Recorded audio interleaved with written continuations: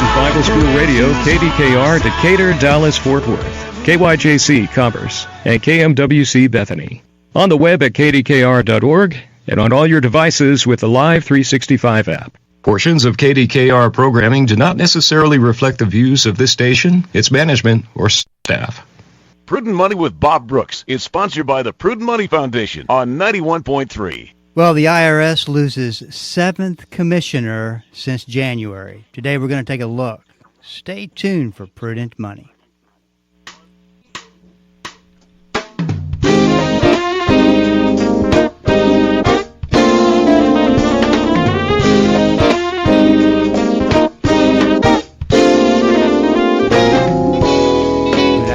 This is Bob Brooks, and you are listening to the Prudent Money Radio Show. Thank you so much for joining me today. You know I do appreciate it. Well, apparently there is a revolving door at the IRS. Today, IRS Expert Dan Pilla is here to tell us what is going on. Hey, Dan, how's it going? It's going well, Bob. How are you doing? I'm doing good. I enjoyed your article about Billy Long. And I got to tell you, I could not contain myself. I thought it was, I feel sorry for the guy because he got ousted from the IRS. But it's just the funny thing to me, and you can go back and fill in all the details. But the funny thing to me is that when they really want to get rid of you, they send you to a foreign location. And now he's the U.S. ambassador to Iceland. Well, yeah, he hasn't been confirmed as the ambassador yet, but it's really odd. You know, the guy we're talking about Billy Long here, who's a former congressman from Missouri that was nominated by President Trump to be the commissioner of the Internal Revenue Service, and was confirmed in early June that he was, that he would be the commissioner. But the guy was completely unqualified to be the commissioner of IRS. And yeah, he was a congressman for 10 or 12 years, 8 or 10, whatever it was, roughly a decade.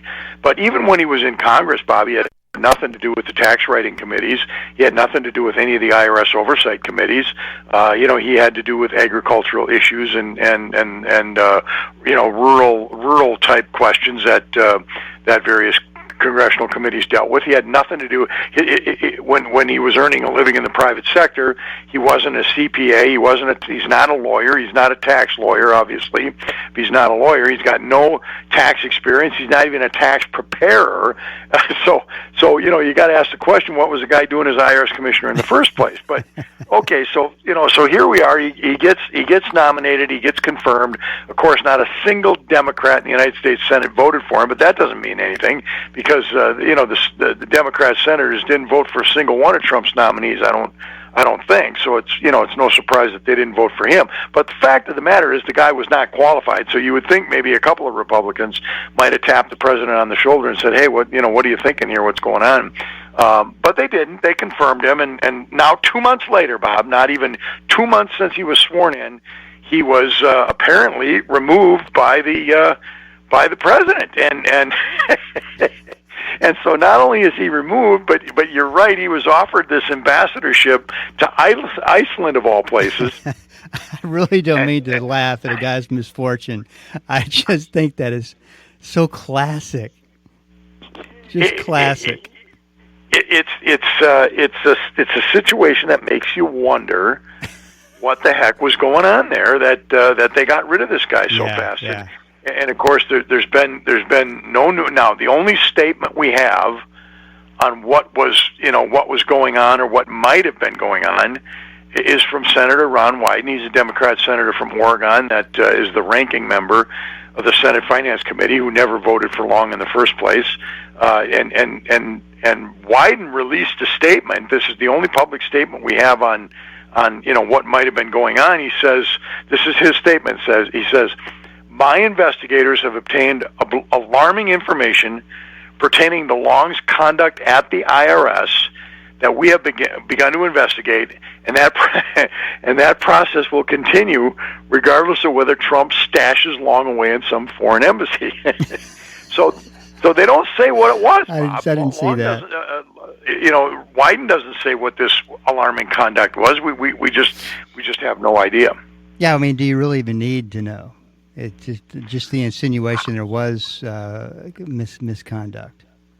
Well, it'd be nice to know what was going on and what who the whistleblowers were that tied a can to this sort of thing. But the bottom line is it doesn't matter for purposes of what's going on in the future. We need a commissioner right now. Treasury Secretary Scott Bessent is telling us that he's going to be the acting commissioner instead of taking some guy out of the IRS, which they've done the previous 5 times now. Of course, you said correctly that they've gone through 7 commissioners. The first one was Danny Werfel, and he was the commissioner of IRS. He wasn't an acting commissioner. He was the commissioner of IRS that was appointed under the Biden administration. And Werfel is a qualified guy. Werfel probably would have been a good commissioner over the term. I think it's a 4-year term that they serve. Might be 5 years, I'm not sure. But anyway, he was only 1 year into his term and resigned. And the reason he resigned in January is because Trump made it clear that he wanted to bring in his own guy. Okay, fine. President's got the right to bring in his own guy, no doubt about that. But as I said, Long didn't get confirmed until June. So there were 5 acting commissioners, 5 acting commissioners that took Werfel's place between the time he resigned at the end of January until Long took the office in early June. And so now we got Scott Bessent, who's the Treasury Secretary, and he says he's going to be the acting commissioner going forward until we get a new one. To my knowledge, Bob, I don't know if this is true, maybe you saw something in the news in the last week. To my knowledge, the president has not named a nominee to replace Long at this point. No, and I'll tell you the most disturbing part of your article, is that Treasury Secretary Scott Bessent is now the acting commissioner of the IRS. He's Treasury Secretary. He's a commissioner of the IRS. Might as well, Trump wanted him to be the Fed chair. Yeah.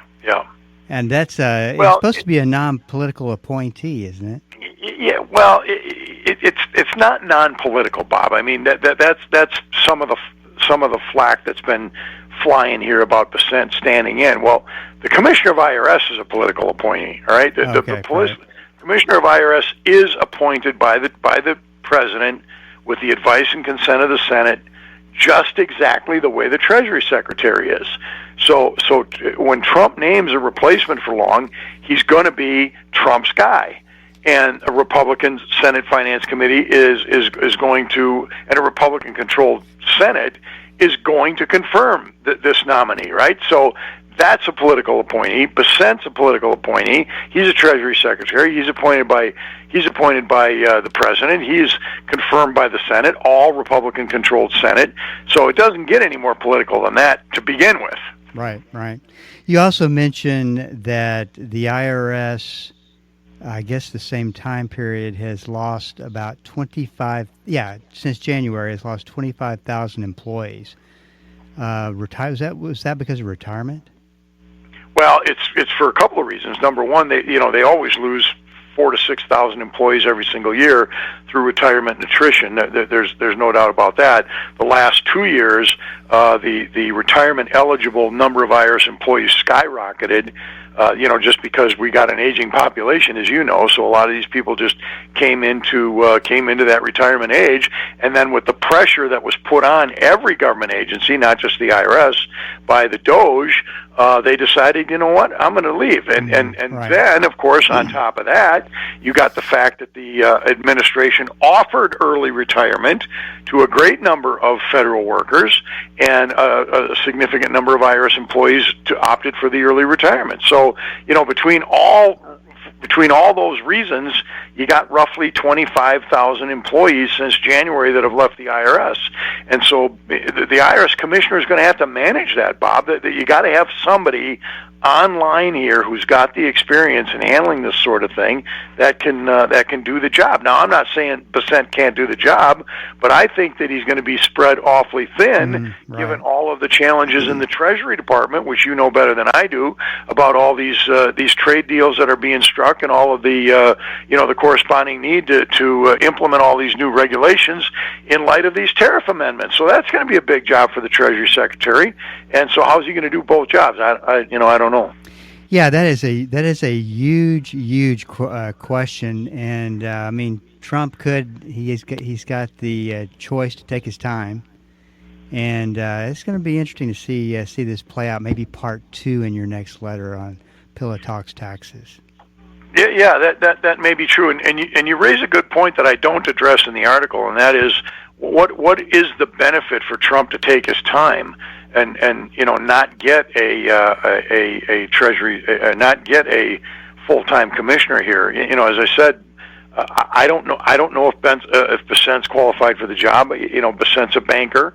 He's got qualifications in his background to enable him to function, with the Federal Reserve. Now, whether he was fully qualified to serve in that position or not, I don't know. I don't think he's unqualified to be Treasury Secretary. I think you can probably better speak to that than I can. But none of that makes him qualified to run the IRS, I don't think. It's an interesting story in development, huh? Yeah, no question about it. And I think it's particularly important that we get an IRS commissioner here sooner than later, because there's just so much that has to be done.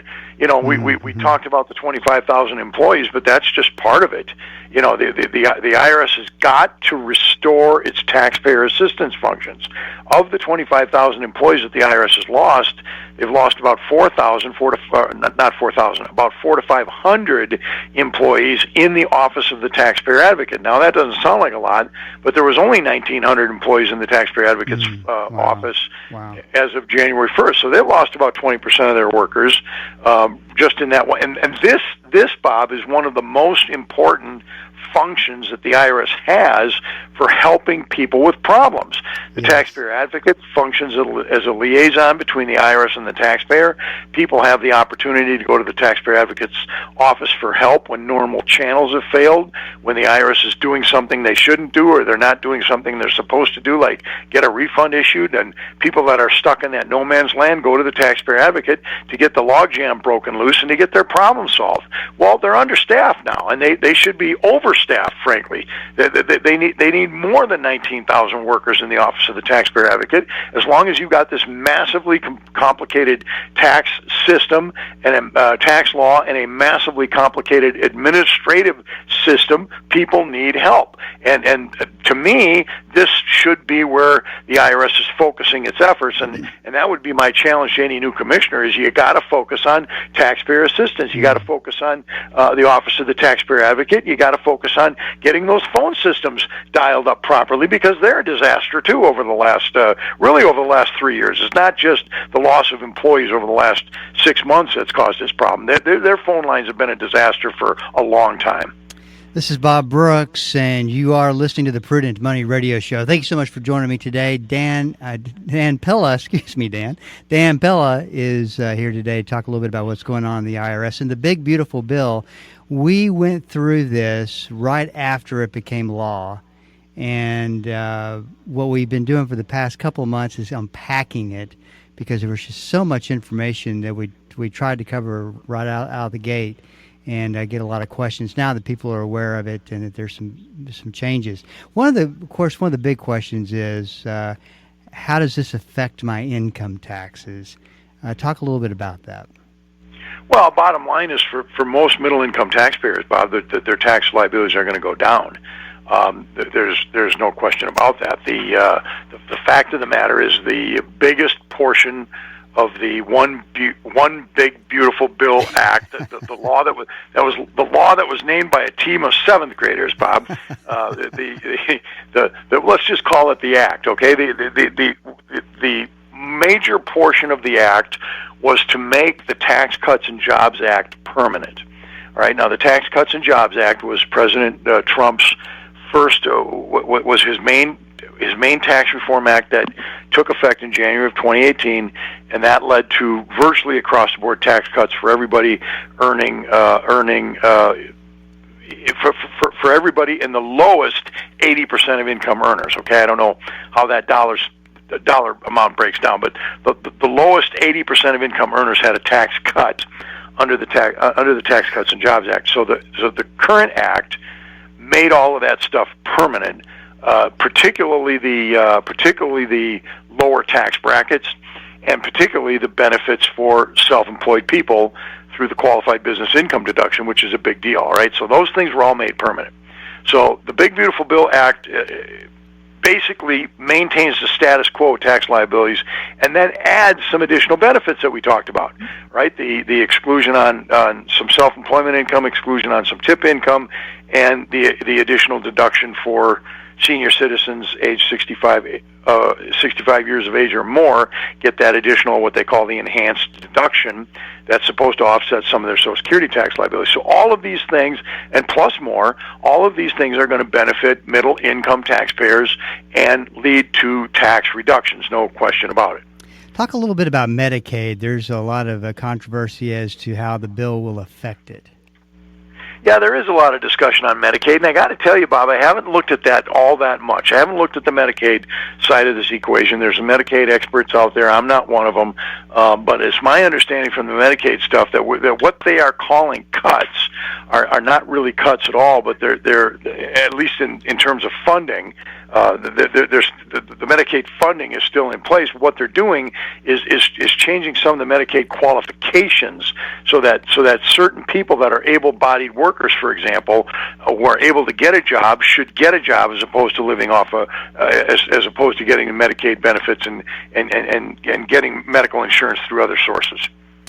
Yeah, and to be fair, I want to mention this is an enormous bill that probably no one knows everything about everything in this bill. So, Dan, you're always welcome to pass if I call something out that you've got zero idea. But it sounds like you got more than zero idea of how. And I'll tell you the truth, Bob. I either know what I'm talking about or I don't. And when it comes to when it comes to Medicare, I just don't spend that much time with it. So I really can't comment on the details with respect to Medicare.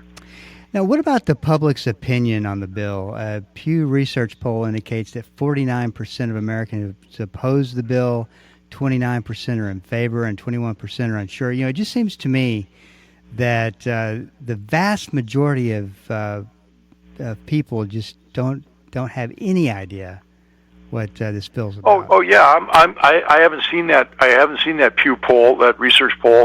I'm surprised that the uncertain is as small as it is. I would think there'd be half the people would be uncertain as to whether the bill's any good or not. But here's the thing that we've been battling, and we've been battling this since really the Tax Cuts and Jobs Act passed, when the leftist Democrats spent 8 years, all right, the 4 years of Trump's first administration, really 3 years after the bill was passed, and then the next 4 years of the Biden administration, calling the Tax Cuts and Jobs Act nothing but tax cuts for the rich, all right, which it certainly is not.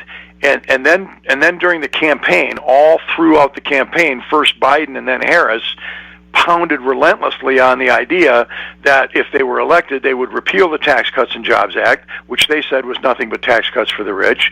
And while the bill was moving its way through Congress here in the last couple of months, the leftist Democrats continued to beat that drum, calling it tax cuts for the rich. And of course, the media, Bob, never stops to analyze these claims.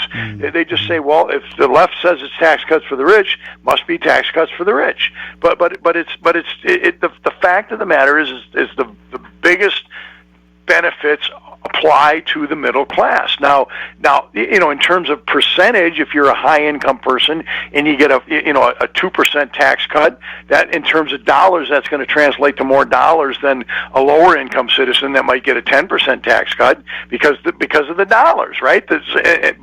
But it's just simply not accurate to say that all of these benefits inure to rich people and none of the benefits are going to be visited upon middle class people. It's just not true.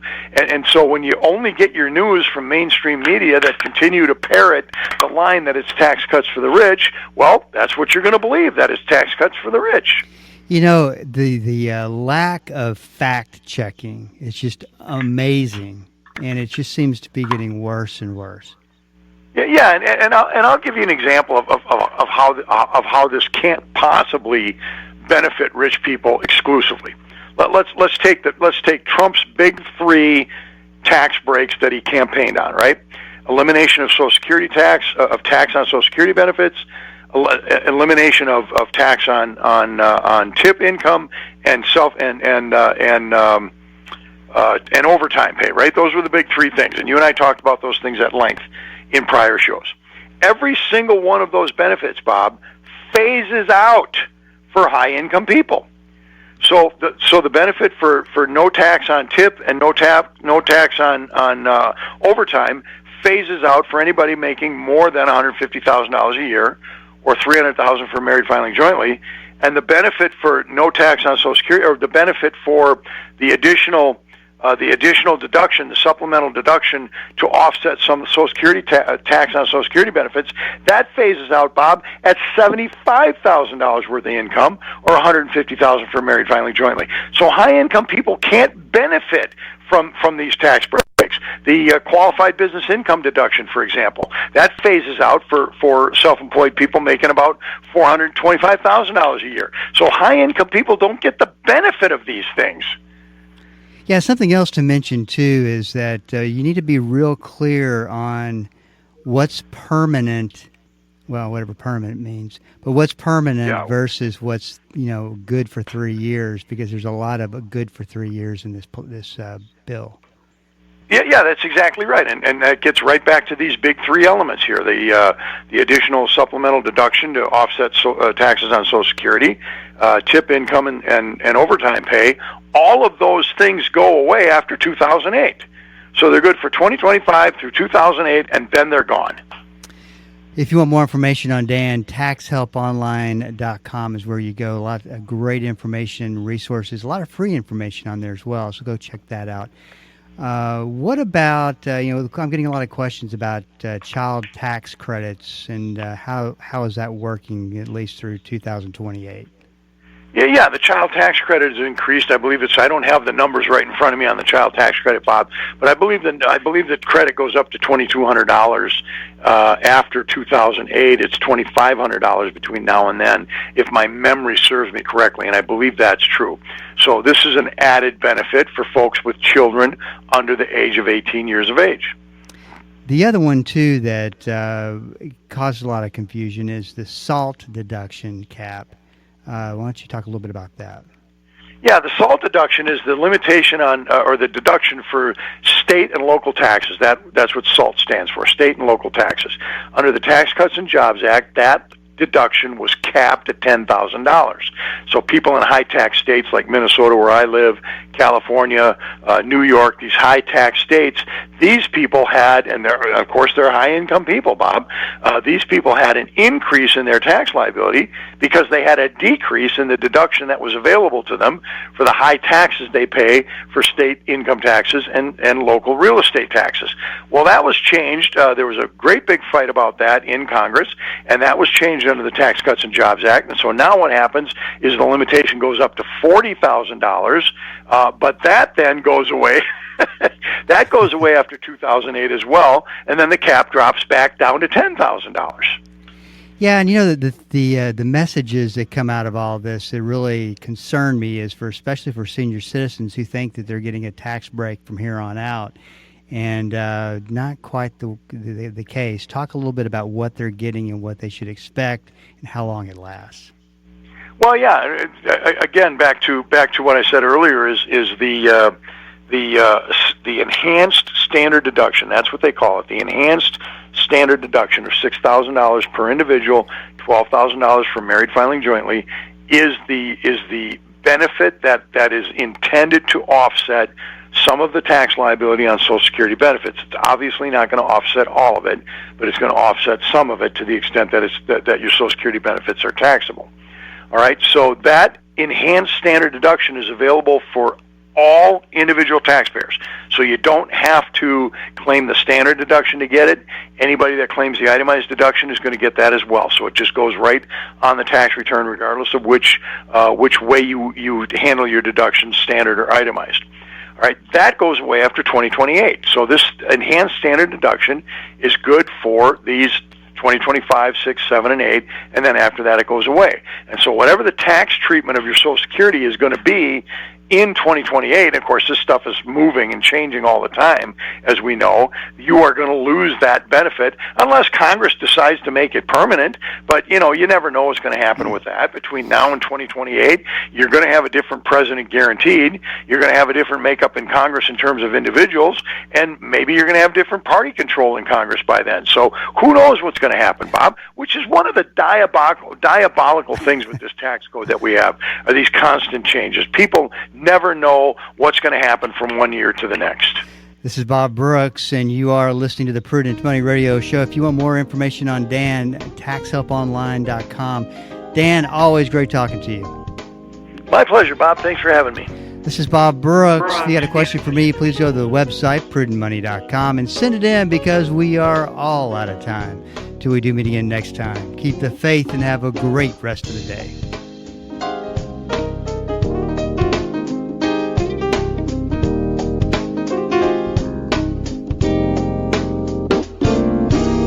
That's all the time we have for today. Questions or comments for Bob, or to find out more great information like what you've just heard, visit www.prudentmoney.com. Be sure to join Bob Brooks again for the next edition of Prudent Money.